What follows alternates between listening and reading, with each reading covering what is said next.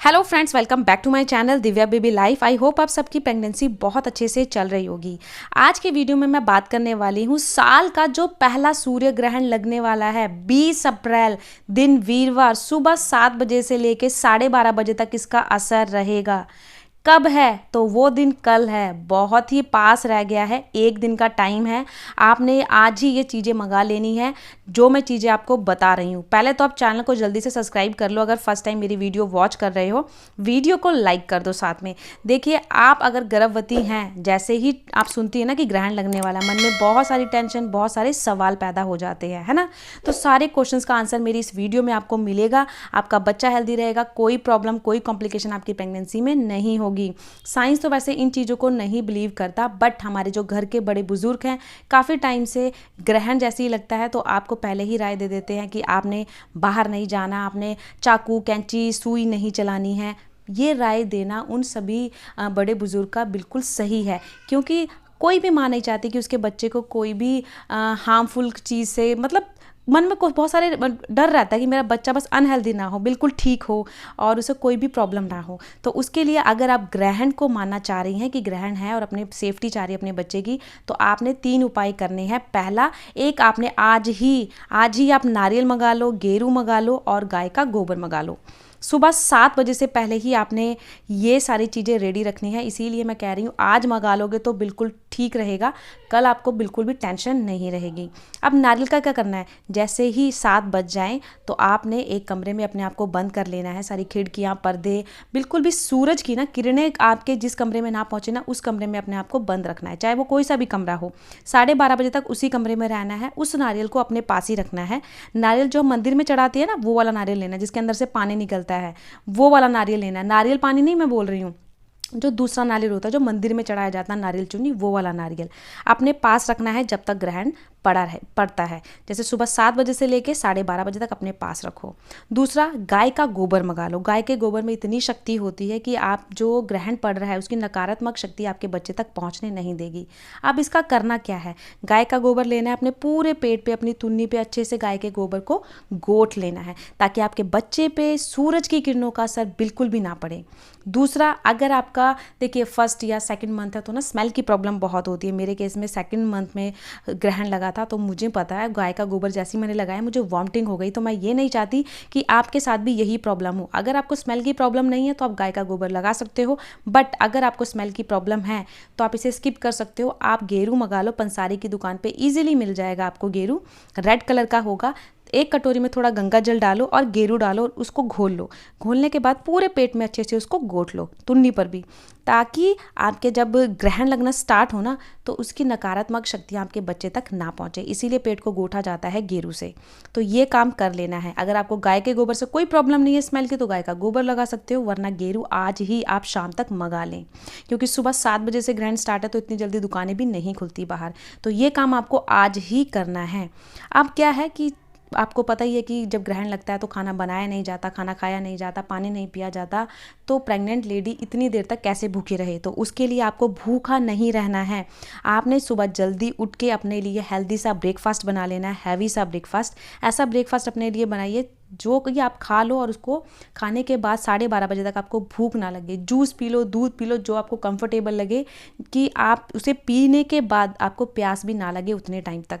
ऐसा बोला जाता है ग्रहण में पानी भी नहीं पिया जाता, खाया भी नहीं जाता। जो खाने पीने की चीज़ें आपकी बच जाती हैं ग्रहण के बाद, वो खाना भी आपको नहीं खाना चाहिए। आपको ताज़ा बना के इंस्टेंट कुछ भी बनाओ और वो खाओ। जो ग्रहण में खाना आपने पहले बनाया है वही खाना आपको नहीं खाना है। अब जो खाना पड़ा है उसका क्या करें? पहली बात, आप अगर प्रेग्नेंट है तो वो खाना आपने खाना नहीं है बिल्कुल। दूसरा, आज ही आप तुलसी के पत्ते तोड़ के रख लो। सुबह जैसे ही ग्रहण स्टार्ट हो उससे पहले सारी खाने के आइटम्स में, जैसे दूध हो गया, पानी हो गया, सब्जी होगी, दाल होगी, पराठा हो गया, सब में एक तुलसी का पत्ता रख दो। एक तुलसी के पत्ते में इतनी शक्ति होती है कि वो नकारात्मक शक्तियों को पहुँचने नहीं देगी, इसलिए तुलसी का पत्ता सभी खाने के आइटम में आपने डाल देना है। अब घर में बच्चे होंगे, बड़े होंगे, आपको काम करना पड़ेगा, क्योंकि ग्रहण में काम भी नहीं किया जाता, झाड़ू पोछा नहीं किया जाता, बर्तन नहीं धोए जाते, सिर्फ बैठ के अरदास की जाती है भगवान से कि जो ग्रहण सूर्य देवता पे लग रहा है उसको शक्ति दो लड़ने की और ग्रहण जल्दी से भगवान खत्म करे।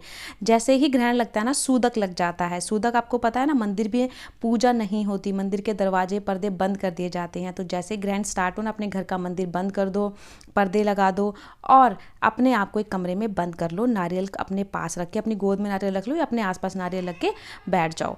पैर को चौकड़ी मारकर भी नहीं बैठते। हमारे घर तो ऐसे ही बोला जाता है, जब मैं प्रेग्नेंट थी मुझे बोला था कि चौकड़ी मार के नहीं बैठना, उंगलियों को ज़्यादा तोड़ना मोड़ना नहीं। जैसे कई बार हम क्या करते हैं, उंगलियां तोड़ते मोड़ते ना, तो वो भी नहीं करना है। अगर कोई गहना आपने तीखा नुकीला पाया हुआ, जैसे कई बार इयररिंग्स चुभने वाला हम पा लेते हैं, कोई रिंग चुभने वाली हो, तो उस गहने को आपने आज ही निकाल के रख देना है। कोई भी चुभने वाला गहना अपने अंग पे नहीं लगाना है। काला कपड़ा नहीं पहनना है। दूसरी बात, ग्रहण में काला कपड़ा नहीं पहनते अगर आप गर्भवती महिला हैं। थर्ड, अपने पास कैंची, छुरी, चाकू, सुई, इन सब का कोई भी यूज़ नहीं करना है जब तक ग्रहण पड़ रहा हो।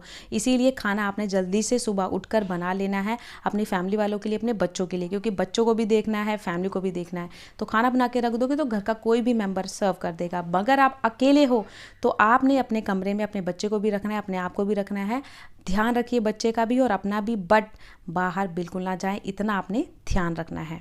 समझ गए मैंने आपको क्या समझाया? अब ग्रहण जैसे ही पड़ना शुरू होता है, आपने सिर्फ अरदास लगानी है भगवान से कि हे सूर्य देवता, जो आप पे ग्रहण पड़ रहा है, भगवान आपको लड़ने की शक्ति दे और ये जल्दी से ग्रहण ख़त्म हो। जैसे ग्रहण ख़त्म हो जाता है तो फटाफट खाना आपको नहीं खाना है। ऐसा बोला जाता है कि ग्रहण पड़ना अशुभ है। तो क्या होता है, घर का शुद्धिकरण किया जाता है। गंगा जल लेके पूरे घर में आपने गंगा जल से छिड़काव करना है, किचन में, मंदिर में, पूरे घर में। और उसके बाद आपने नहा लेना है। नहाने के पानी में भी थोड़ा सा गंगा जल डालना है। उसके बाद आपने स्नान करना है। स्नान करने के बाद जो नारियल अपने पास रखा था, या तो आप बहते पानी में उसे छोड़ आओ। अगर आपको जाने का टाइम नहीं लग रहा है तो किसी भी पीपल के पेड़ के नीचे आप उसे रख के आ सकते हो। ठीक है। अब ये सब करने के बाद किचन में आप जाओगे, गंगा जल छिड़कने के बाद अपने लिए खाना आप फ्रेश ताज़ा बनाओगे। ग्रहण वाला खाना आपने नहीं खाना है। हमारे घर में तो कोई भी नहीं खाता, ज़रूरी नहीं है गर्भवती महिला, कोई भी नहीं खाता। जो खाना बच भी जाता है ना, हम थोड़ा ही बनाते हैं, जो बाकी बच भी जाता है थोड़ा बहुत, क्योंकि थोड़ा बहुत खाना बचता ही है, तो उसे हम गाय या कुत्ते को दे देते हैं। कहते हैं ग्रहण का खाना खाया नहीं जाता है।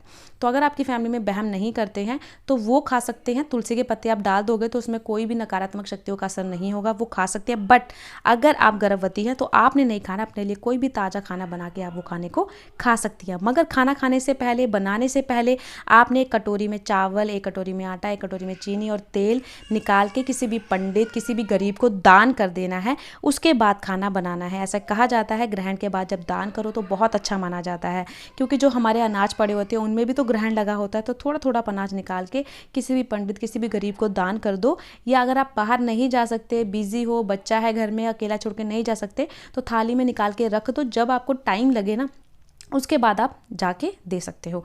सारा कुछ निकालने के बाद अनाज ना, उसके बाद अपने लिए कुछ भी आप बनाओ, खाओ। और जब आपको मौका लगे शाम को, दिन में या नेक्स्ट डे, आप पंडित को ज़रूर वो दान देकर आओ। अपना वो यूज़ में नहीं लेके आना है। समझ के आपने क्या करना है। मेरे घर में तो ये भी बोला जाता है कि जब ग्रहण लगता है ना, तो जो कपड़े हमने पाए होते हैं उन कपड़ों को भी दान कर दिया जाता है, उन कपड़ों को भी पाया नहीं जाता। बट अगर आपको वो कपड़े दान नहीं करना चाहते तो पूरी प्रेगनेंसी में उन कपड़ों को रिपीट नहीं करना है, उन कपड़ों को पहनना नहीं है। आफ्टर डिलीवरी आप उसे यूज़ कर सकते हो। ठीक है। हमारे घर में ऐसा रिवाज है तो मैंने आपके साथ शेयर किया है। बाकी आपके घर में जैसी परंपरा है आप वैसा कर सकते हो। बस ये है कि खाना आपने फ्रेश बनाना है, ताज़ा बनाना है। जो पहले से आपने बनाया उस खाने का सेवन आपने नहीं करना है।